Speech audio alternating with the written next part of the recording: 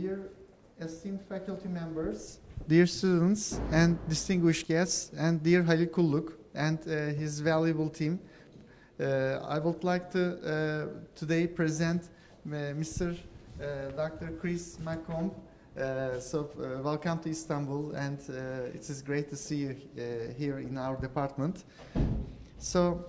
I would like to briefly present his background. Dr. McComb is a faculty member in Carnegie Mellon University's Department of Mechanical Engineering.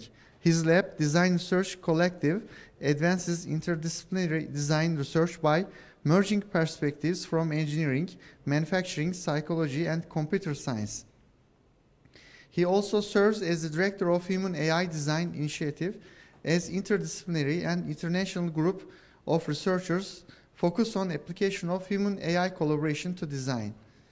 His research interests include human social systems in design and engineering, machine learning for engineering design, Human+AI collaboration and teaming, computation for advanced manufacturing, and STEM education with funding from NSF, DARPA, and private corporations. He received dual BS degrees in Civil and Mechanical Engineering from California State University, Fresno. He later attended Carnegie Mellon University as National Science Foundation Graduate Research Fellow, where he obtained his MS and PhD in Mechanical Engineering. Again, it's a great honor for us to host an event today at the ITU Faculty of Mechanical Engineering that sheds light on the future of technology and engineering. Dr. McComb from Carnegie Mellon is with us to share his groundbreaking work on Human+AI collaboration, offering fresh perspectives in the fields of design and engineering. His innovative approaches, which aim to maximize efficiency of Human+AI interaction, will undoubtedly inspire us all. I would like to extend my heartfelt gratitude to President of Alumni Council, Mr. Halil Kulluk, for his contributions to making this event possible, and to Mr. McComb for taking the time to be with us here in Istanbul today. Dear participants, I firmly believe that this presentation will open new horizons for both your academic pursuits and industrial applications. Now, Christopher, it is all yours. Thank you. Yeah.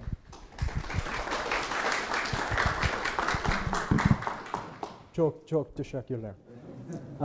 So thank you all so much for attending, and thank you to the mechanical engineering faculty for hosting me, and thank you to my gracious host. I'm very excited today to share some of the work that my team has been doing at the intersection of artificial intelligence and mechanical engineering. I think everyone knows that AI is growing and expected to be a huge economic contributor. So the projections from 2023 indicated that by 2030, there would be more than $10 trillion of economic impact because of AI. And this can be broken down across several areas. If we look at how that growth might occur over time, we see that there are different factors that contribute. We might have some labor productivity, some economic impact from personalization, from time saved, from additional quality, but the majority of the impact is going to come from additional labor productivity. So we're able to do things better and faster. However, predictions for where this economic impact is going to occur show that it's not very equally distributed globally. So lots of impact economically expected to take place in China and in North America. And I think this is maybe a motivation and a niche that Turkey and ITU could fill, because we don't see much anticipated impact from Southern Europe or developed Asia. So I think this is a great opportunity in Turkey. However, even if we look back before COVID in 2020, we were already starting to see impact in engineering relevant areas and functions. So we see 15% of companies in energy, 12% doing predictive maintenance with AI, product feature optimization. So there was already this adoption in industry. However, if we look a little closer to mechanical engineering, These are a couple of parts that were produced by NASA in the United States. The one on the left here was produced with a genetic algorithm. And you can see that, yeah, there's some human interpretable characteristics here, right? With our knowledge as mechanical engineers, we can understand the load path that might be taking place. However, this part was truly designed using an AI approach, using a neural network, and it is much less interpretable. So what this indicates to me is that we don't only need to design good algorithms, but we need to design algorithms that provide human interpretable outputs. We need to provide collaborative AI. The other factor that contributes to my work is that teams are everywhere. We can't avoid teams. We can't escape them. I think all of us have had both very good team project experiences and very bad team project experiences. More than 50% of patents have multiple inventors. More than 80% of science and engineering publications have multiple authors. So this all indicates that the way that we do business, the way that we create intellectual property, and the way that we study science and engineering and design and teams is all driven by teamwork. So the intersection of AI and teaming is really the place where I'm most excited to do work. And as part of that, I now lead the Human+AI design initiative at Carnegie Mellon, which is a collaboration led by engineering, but also including our Tepper School of Business, which is where our organizational and behavioral psychology program sits, and also our Human-Computer Interaction Institute, because many of the fundamentals developed in that field are still applicable in human-AI teaming. We have a set of founding members that are drawn heavily from mechanical engineering, including a seminar speaker who will be coming on December 16th, Barak Kara. But we also draw from computer science and from our CMU Africa campus, which is located in Kigali. And the really exciting piece of collaborating with our African colleagues is that they bring in a lot of really interesting challenge problems. And often we have to deal with resource limitations, right? So mobile computing or edge computing as opposed to computing in the cloud or with a huge server. Our objectives in the initiative are first to research and develop new AI agents that can help with design. Our second objective is to test these agents with people and understand how they work, how they function, what issues might be occurring. And then the third thing that we do is iterate. So we iteratively improve these agents by taking feedback from people and improving the efficacy. This is a 5-level scale that you might have seen. Has anybody seen this? Okay, so I'll talk through it. This is produced by OpenAI, so the company that brings us ChatGPT and all of those wonderful models. And this is the procedure or the ladder that they define towards artificial general intelligence. It starts off with things like ChatGPT, right? So simple models that can converse and talk. Some of the new models that they produced, like O1, are deep reasoning models. So the idea is that they should be able to solve problems similarly to PhD without tools. So the idea there is really important, a PhD without tools. So for those of us who have PhDs or are working on PhDs, imagine being locked in a room without internet, without a pad and paper, and being asked questions, right? So relying on your innate intelligence and what you know. That's tier 2. Tier 3, now we have AI agents that can use tools, right? So we have AI agents that might run an FEA analysis. We have AI agents that might search the internet for information. And then the 2 stages after that are AI that can create new innovations. So AI that can truly come up with never-before-seen objects. And then finally, AI that can work within organizations and collaborate with others. The work that we do in the Human+AI Design Initiative, because we come from design and from engineering and with this deep focus on teams and teamwork, is naturally focused at the upper tiers of this scale. And often when we think about the opportunities for collaborating between human designers and AI agents, we try to define it in terms of this matrix. So this matrix is a simplification, but a useful simplification. So we have problem-focused versus process-focused AI. A problem-focused AI is one that's going to give you a direct solution to your problem, right? So an example might be a topology optimization algorithm that gives you a CAD file that you can go use. A process-focused AI is one that might make recommendations about the overall procedure that you should be using. So for instance, from a team perspective, an AI like that might say, hey, Professor McComb, you haven't spoken with Emerjan recently. You should probably reach out to Emerjan and touch base on that project. So that's the difference between problem-focused and process-focused. Reactive versus proactive is sort of the difference between a tool and a partner. Right? So something that's reactive, you click a button and it returns a response. Right? On the other hand, something that's proactive might ask you to do something without actually being cued. So to start off with today, I'd like to begin with AI analytics, and then we'll look at a few examples throughout this, this chart.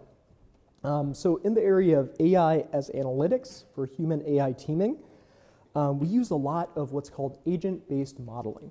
So in agent-based modeling, we create software agents or software objects that emulate the characteristics of people in the real world.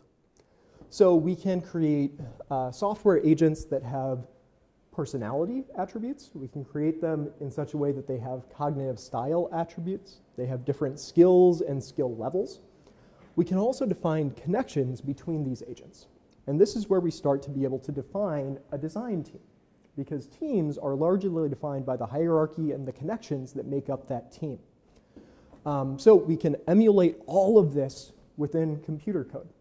And at that point, now we have a digital keys, right, a digital twin that can support simulation and help us make predictions about how teams might perform.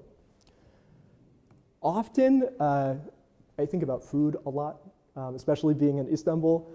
So often we end up thinking about this process like a sandwich, right? The bread isn't the exciting part. The fillings are the exciting part. But you don't have a sandwich without the bread.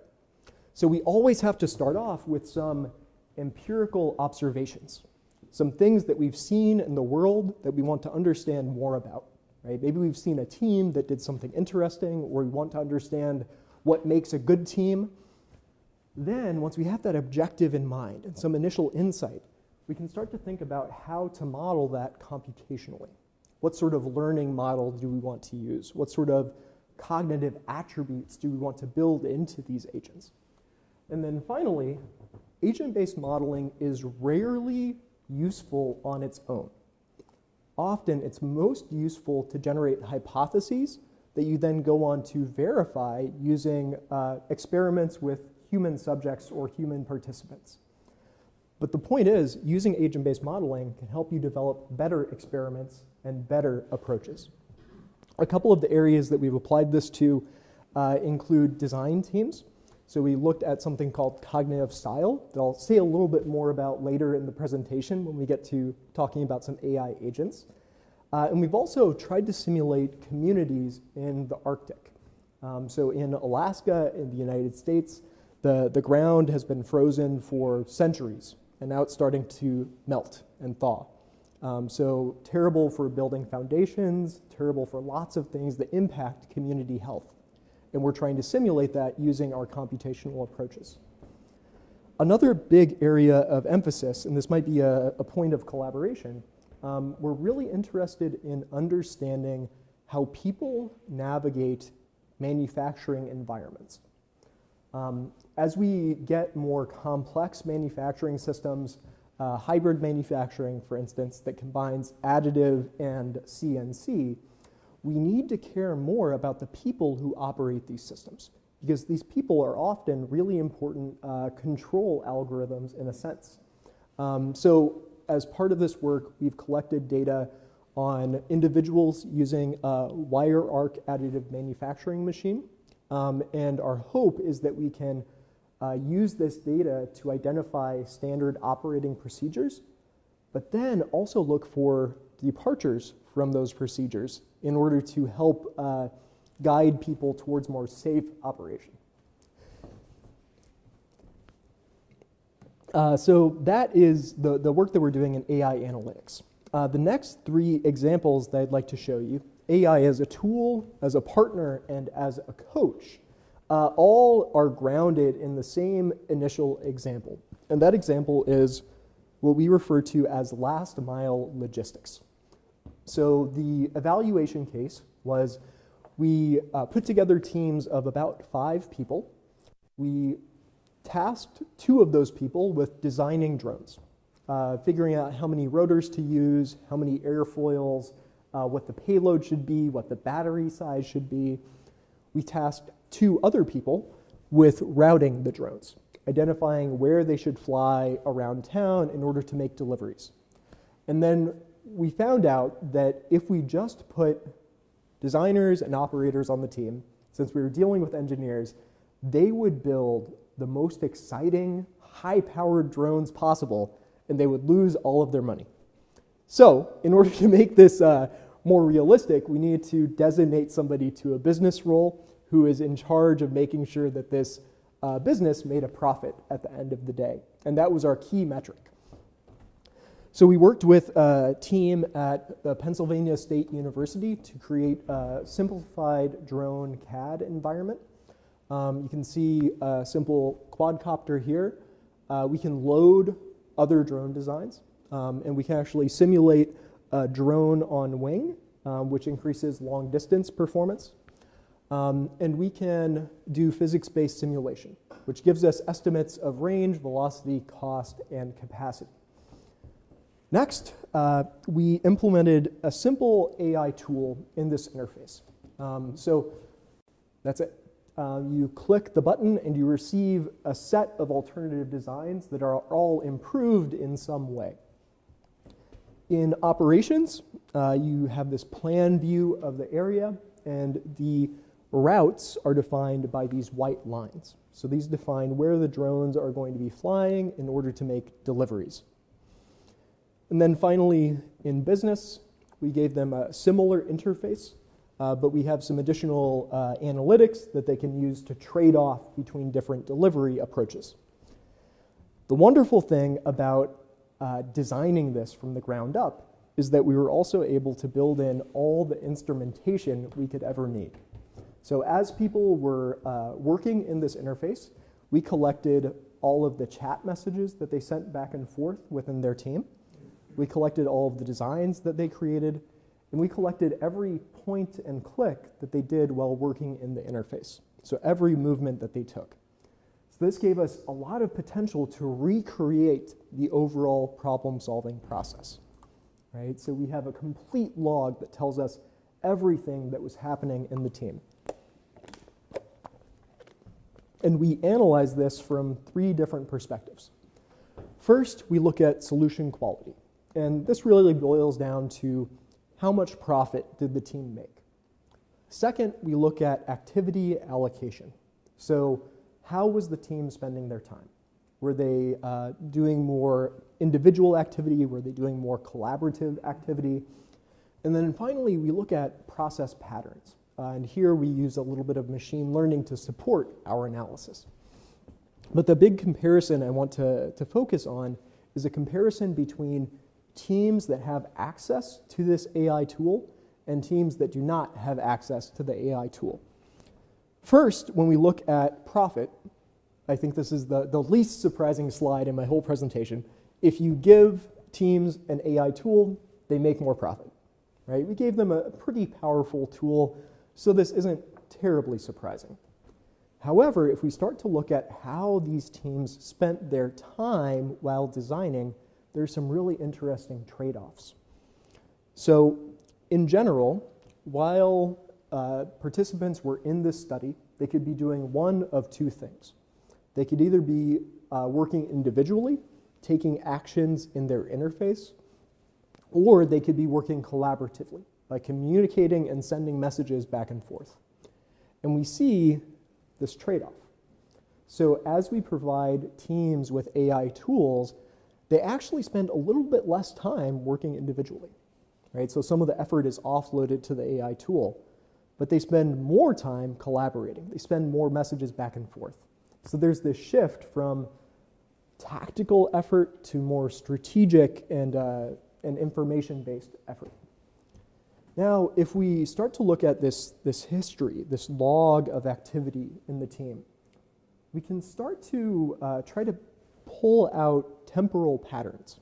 And to do that, we use a technique called a hidden Markov model.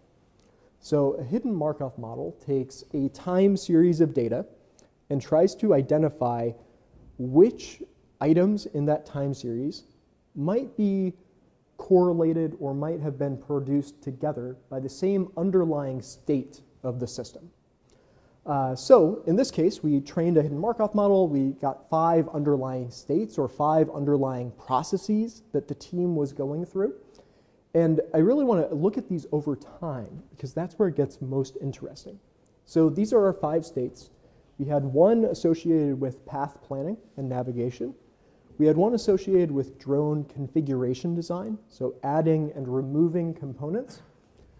We had one associated with scenario generation, or generating different path plans.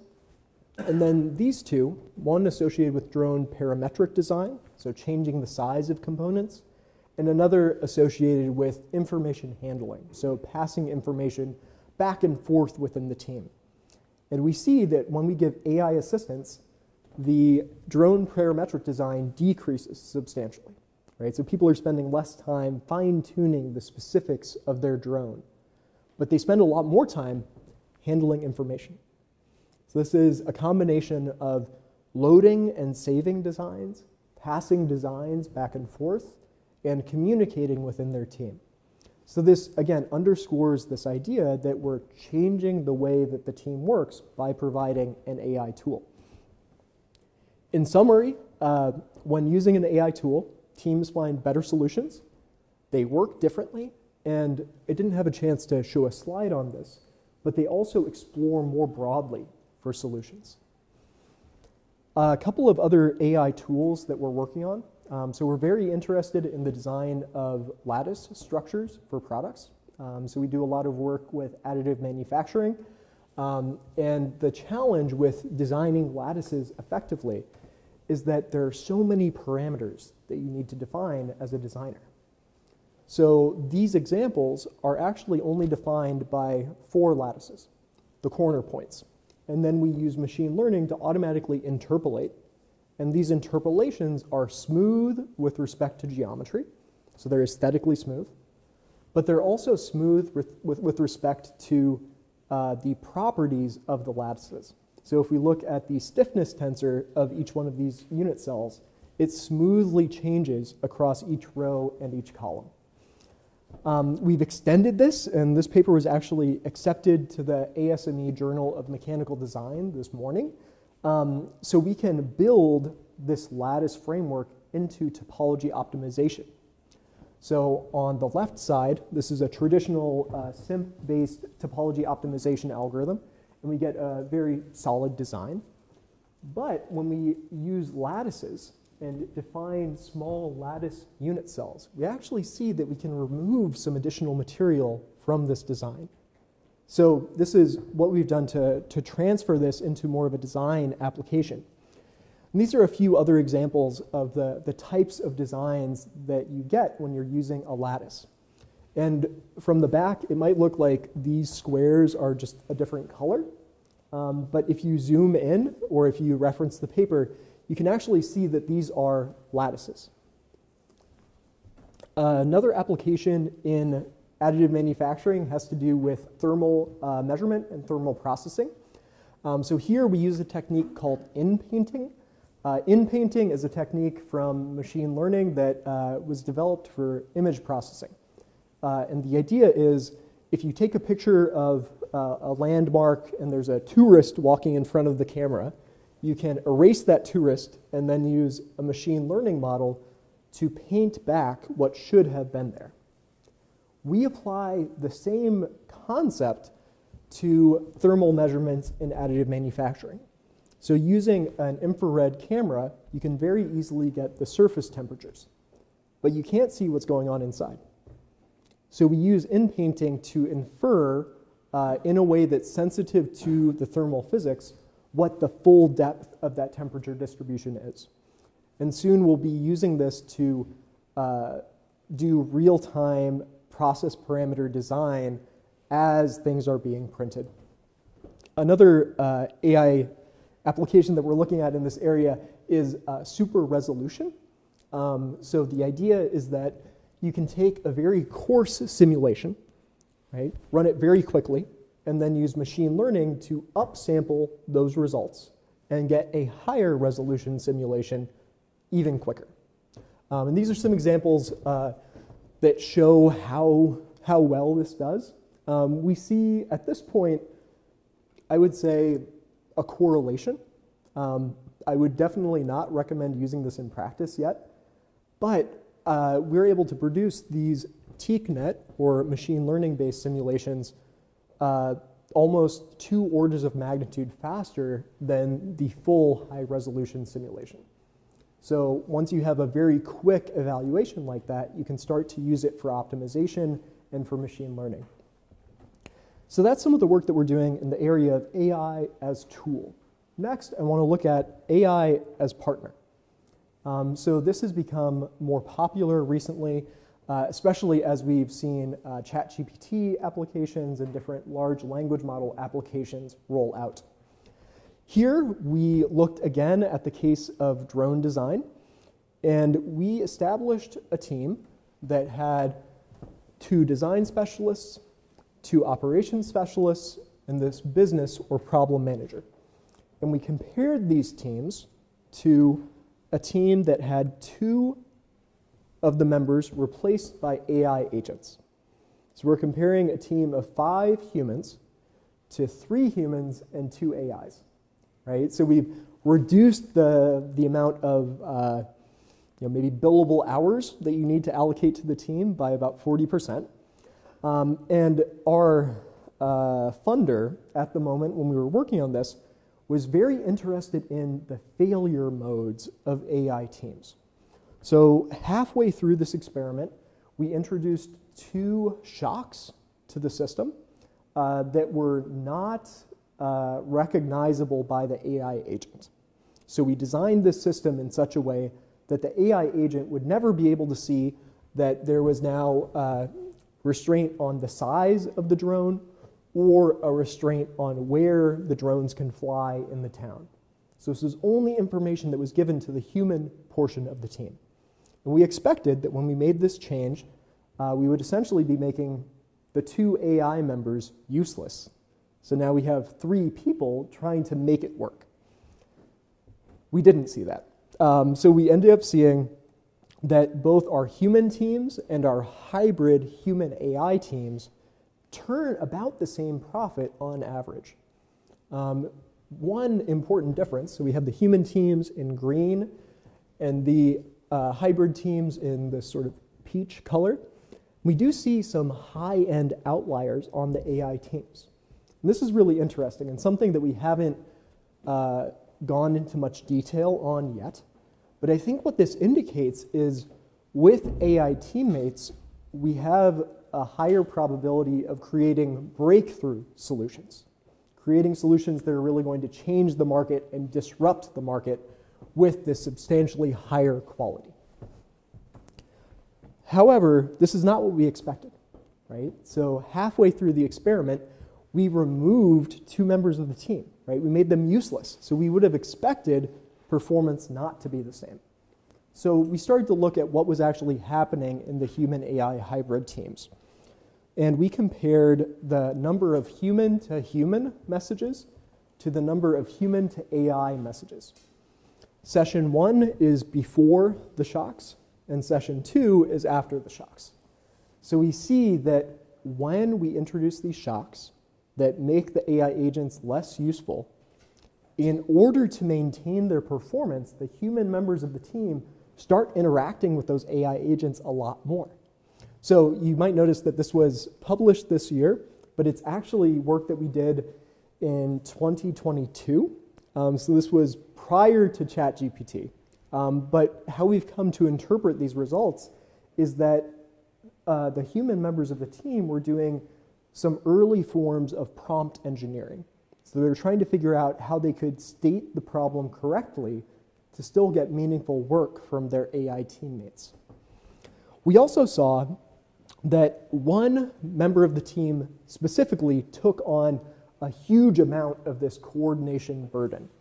And this happened in our operations specialist. So they were central to the team for several reasons, but they really took on so much of the burden of interacting with AI agents.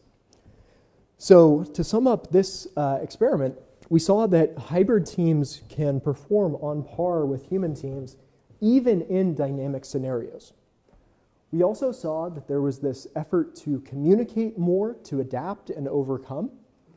And we saw what we refer to as the rise of an AI handler within the team, right? Somebody who takes on the effort and the burden of coordinating with AI agents.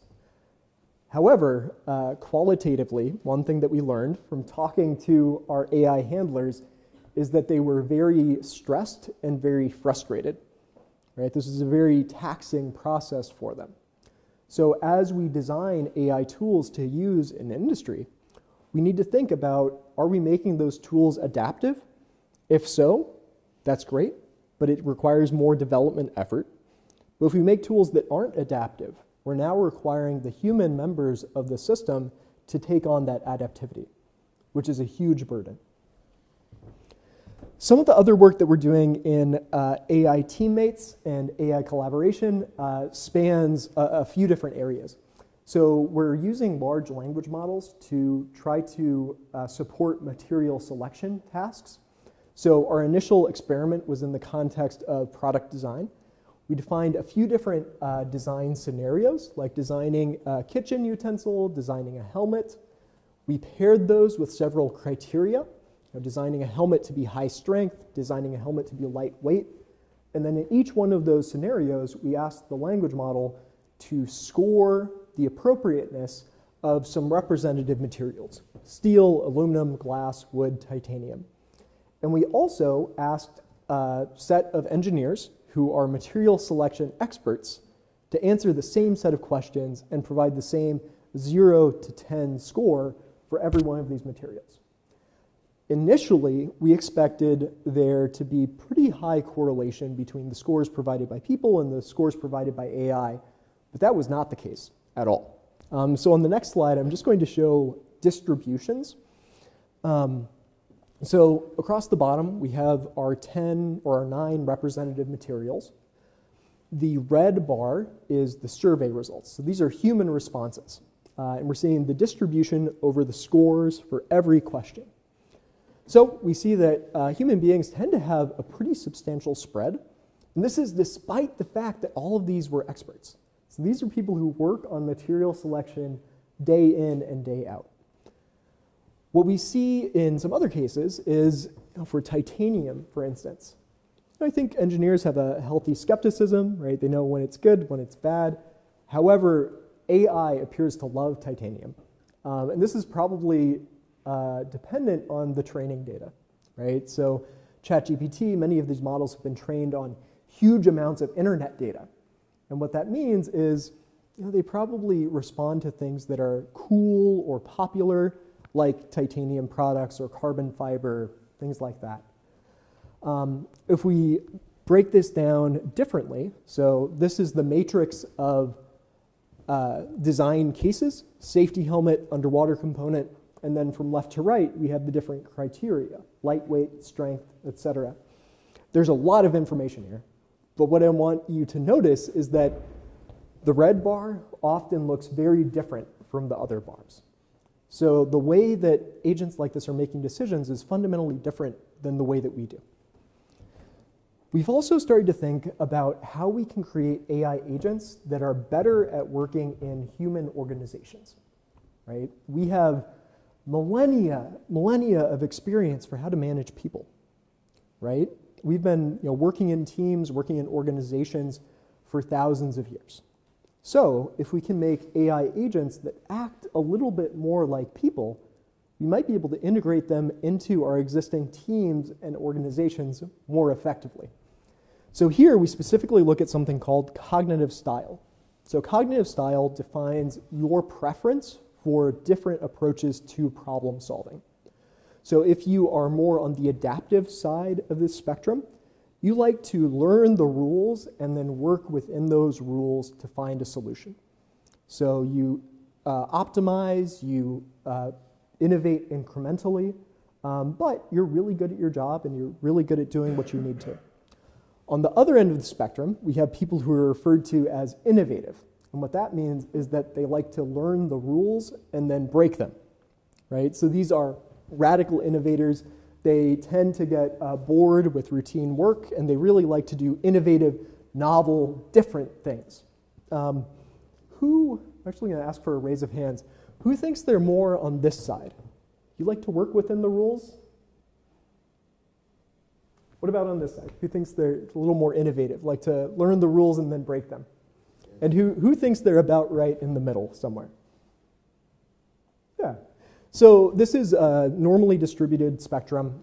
There's a question or a survey that's about 30 questions long that we can give you and evaluate where you fall on the spectrum. My score is an 87, so I'm right in the middle, but a little more adaptive. An important note, though, is that this is a preferred style. And with time and effort, we can learn how to become more adaptive or more innovative for tasks that matter.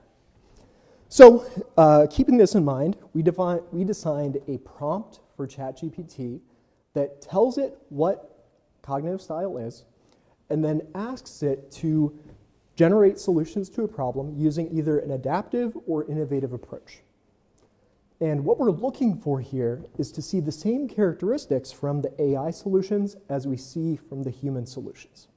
So in humans, we know that adaptive individuals tend to create solutions that are very feasible, right? So you could go out and build this tomorrow, but they usually conform to existing paradigms, right? So if you ask somebody who's adaptive to design a new water bottle, their water bottle design will probably look kind of like this, right? However, if you ask somebody who's more innovative to do a design project, they might not give you something that's very feasible or very easy to produce, but they'll give you something that breaks all of the existing paradigms, is exciting and new and different. So both paradigm relatedness and feasibility are things that we can evaluate from the potential solutions. And when we use this prompt and we ask our adapters and innovators and evaluate their feasibility, we see that we get higher feasibility from our adapters, which is exactly what we expect. And when we evaluate the paradigm relatedness, or how similar are these new solutions to existing solutions, we see exactly the opposite, which again aligns with human behavior. So our innovators produce more paradigm-breaking solutions. So what this gives us the capability to do is now prompt agents, prompt AI in such a way that we can make it a better fit for your team. So using all that we know about cognitive style, we can now bring AI agents into the same management framework. The last area I'd like to speak about is AI as coach. So this is proactive and process focused. So this is an AI that is a member of your team and doesn't really care about the specific problem, but is making recommendations for how your team can be more effective as a team from a social perspective. We use the same overall team format as prior studies. Here we're using 5 human members, and then on top of the team, we place either an AI coach or a human coach. So these coaches are sort of external to the team, observing and then providing recommendations for what to do differently, what to do better. This is the interface that the human coaches had access to. And I'm a mechanical engineer, not a UI expert, so I admit this is a little ugly. But what I'd like to point out is these human coaches had access to all of the chats that were going on in the team, so they could see everything that was going on. They had a log of designs that were created and submitted. And then to interact with the team, they could provide one of 13 predefined interventions. The reason why we predefined the interventions is we wanted as much as possible to make sure that the participants couldn't tell if they were working with a human coach or an AI coach. So we constrained the human and the AI to the same set of responses.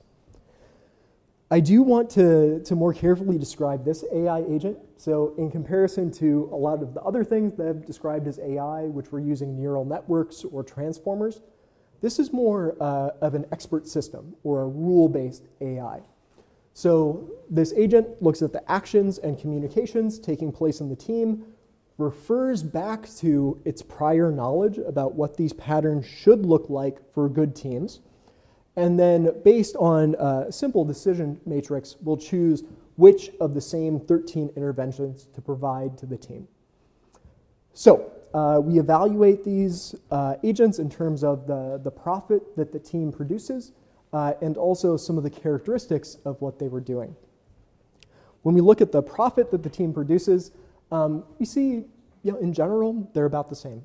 Our AI coach is performing about as well as the human coach who's on the team. When we break it down a little further and look at the style or the type of interventions, we see some similarity as well. So largely identical between the human teams and the AI teams. However, when we look at the specific interventions that were used, things get a little weird. So here we see two interventions where the AI agent did not use the intervention, but the human members of the team did, and there was a positive effect from those interventions. So an effect on final solution of $1,200 or $300. However, there were 3 other cases where the human coaches didn't use the intervention, or did use the intervention, the AI coaches did not, and the intervention actually substantially decreased the profit of the human team. So a decrease of $4,000, $500, $3,000. So this is something we're still trying to interpret a little bit better, but there's some specificity that was emerging from this system that was valuable. The biggest detractor from this work is the fact that it's rule-based. Right? So we depend on having prior knowledge of what a good team looks like and how a good team performs in order to guide the team towards that optimum. So we were dissatisfied with that. We started to brainstorm ways that we could create an AI coach that doesn't rely on this prior data. So we appealed to our colleagues in psychology, and they pointed us towards something called collective intelligence. So collective intelligence is kind of like an IQ, but for a team. So the collective intelligence gives you a prediction of how well the team will perform across a variety of different tasks. And there are a few factors that are really important. So process, skill, group size, the degree to which the team is aligned on what they're doing, the degree to which they embrace strategy versus process. Actually, the fraction of women on the team is positively correlated with collective intelligence as well. And I want to be clear, the results don't say specifically that it's the equality of gender on the team. The results say that we want more women on the team. So that's a really interesting factor. And that's a little correlated with social perception or social perceptiveness, because women are often socialized into that mindset. But based on this framework, we redesigned our AI agent. And we recently completed a study that was a little more open-ended. So rather than designing drones, here we gave our students a word problem. We said, you need to design a device that will shell, 100 kilograms? 100 kilograms of peanuts per hour. You don't have access to electricity. You have access to some rudimentary and basic set of components. And then what we were looking for from our students was a systems diagram that shows how they're linking these components together. And they were either facilitated by an AI coach or not facilitated. And when we evaluate these solutions, we just evaluate them coarsely as being poor, acceptable, or excellent. We end up seeing that the AI coach can significantly shift the distribution towards more excellent solutions. So that's the last item that I have under AI coach. However, as researchers, I think it's really important that we are honest about the work that we do, and we need to find ways, especially in AI, to share failure cases, right? There's so much AI hype, and we know that AI isn't that great sometimes, but it's really hard to publish negative results. So I want to share one of those in this AI as tool regime. So during my PhD, I collected a lot of data on how structural engineers design trusses, two-dimensional trusses. So we gave them this interface. We had them do a series of design problems. I think we had close to 50 people total, each one of them doing a few designs. So we had a lot of data. And we ended up training an AI agent based on all of this data. And this was supposed to be an assistive agent, right? So the agent would provide some guidance to designers.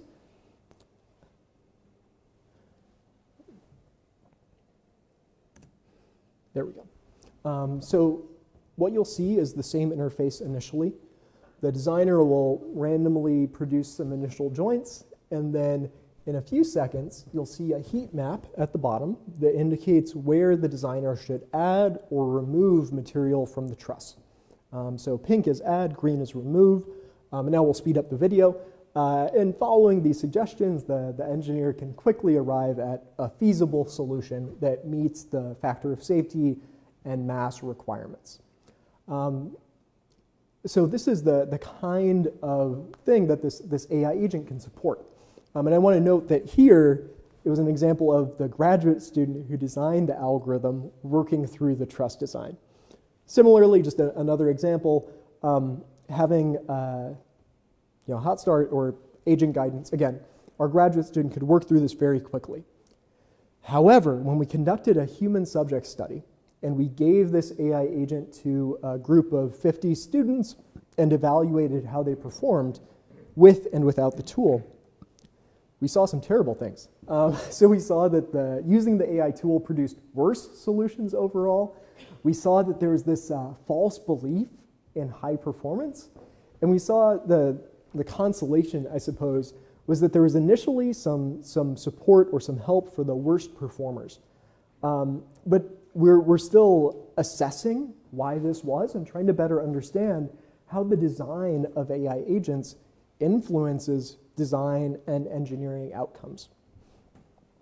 So that's the conclusion. Really, the message that I want to leave you with is that different types of human-AI collaboration lead to different benefits, but they probably also lead to different types of failure. And that's something that, as engineers, we need to be concerned with. So with that, I'd like to thank fantastic funding organizations and amazing students who supported this work, particularly Ayush Raina and Glenn Williams, whose work I shared much of today, as well as Jiangsa Chen and Martha Baldwin. So with that, thank you all for your attention. I'd be happy to take any questions that you have. Thank you.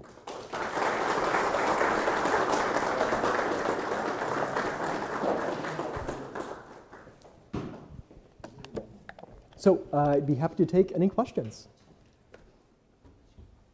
Yeah, please. In the fluid simulations you showed, what kind of model used? Language model? Yeah, so in the fluid simulations, I can actually go back to these, we're using something that's probably closer to a transformer model. Anyway, so the model we're using there is graph neural network model. So we work directly on the mesh that was defined for FEA. And then in order to handle boundary conditions, we actually encode those sequentially as we trace the boundary using a transformer architecture.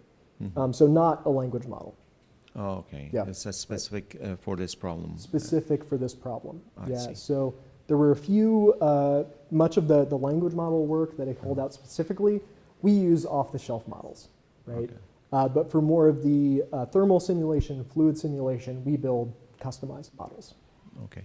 How did you train the model? Different resolution, actual simulations from the fluid model, and then use this as a starting for low resolution and obtaining high resolution? Exactly, yeah. But did you try different geometries, or what kind of process is that, the training? Yeah, great question. So one of the outputs from that project has been a data set of both channel flow and non-channel flow around a variety of spheroid and elliptical structures. So that's the data that we were training on. For every geometry, there's a paired simulation of low resolution and high resolution. The high resolution, well, both resolutions are tuned to ensure that the mesh is still converging, right? So really, we're mitigating discretization error. Yeah, but we train with paired simulations. Okay. Thank you. Any other questions?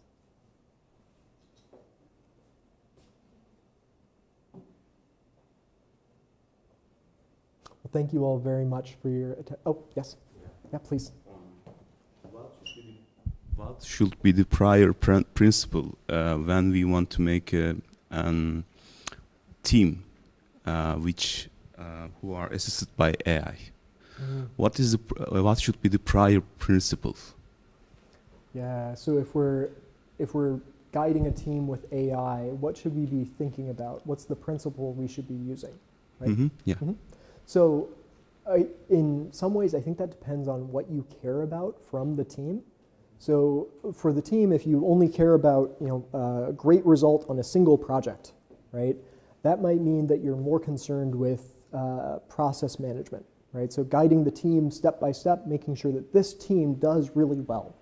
And if we allow the AI agent to optimize, the AI agent might be pushing this team to work long hours, to do things quickly, to do things fast. But on the other hand, if we're designing a team that's going to be working together for decades, right, then the focus shifts significantly, right? Now we want to care about who these people are, right? We want to know about their cognitive style. We want to know about their personality. And then we want to use that information to put together the right team. Okay. So the answer is it depends on what you're looking for from the team. I think a really important aspect is personality, cognitive style, and cognitive level. So how good are people at what they do? And then second, it really comes down to, in many cases, equal turn-taking within the team. So sharing time and making sure that everybody's voice and contributions can be heard. Okay. Does that answer your question? Yeah, communication is important, I think. Communication is essential, absolutely. Okay, thank you. Thank you.